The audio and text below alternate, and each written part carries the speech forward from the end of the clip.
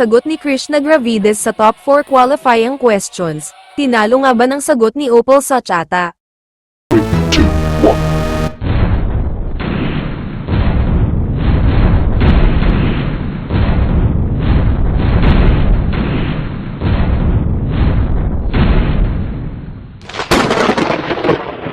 Sa tanong ng judge sa qualifying round na why should you be the next Miss World, marami ang nagsasabi na mas angat at mas malaman ang sagot ni Krishna Gravides kesa sa pambatong Thailand na si Opal, kaya nagtataka sila bakit si Opal ang pinili para sa top 4 kumpara kay Krishna.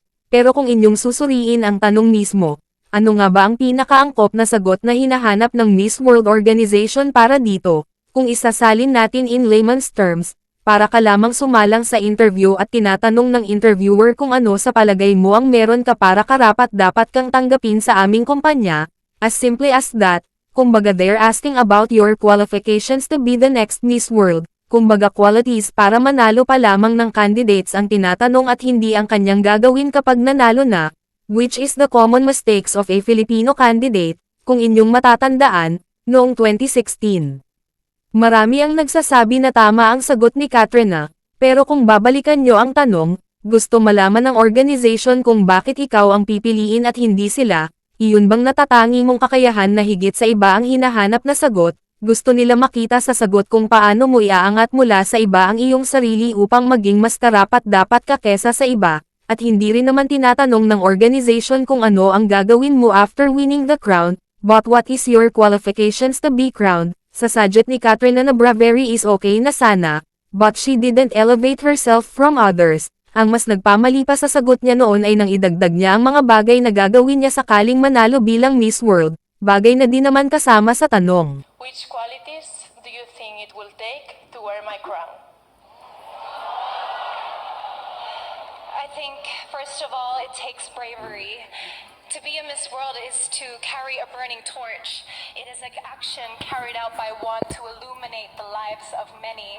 And I would dedicate my whole self, my love for the arts, and my voice to trying to uplift, empower, and educate people. And it would be my greatest honor and duty to hold this torch high enough so that all the world could feel and see its light. Ngayon na itinanong ulit ito, ang sagot ni Krishna ay halos katulad din ng kay Katrina. Ang mas mali pa niya, she enumerated some of her fellows' qualities then mentioned her plans if she win the crown, without mentioning why should she be the next Miss World. She didn't answer the question. Why do you think you should be Miss World, Asia and Oceania? Kamusta ka, mabuti? Magandang gabi, mabuhay. Namaste, India. For me, a continental winner should have a belief in interconnectedness. And throughout my stay here at Telangana, together with my sisters, I've known a more meaningful life by discovering wonderful pieces of who they are, such as Indonesia's problem-solving skills, Nepal's gentleness, Sri Lanka's strength, India's warmth, and these qualities have added depth and value to who I am.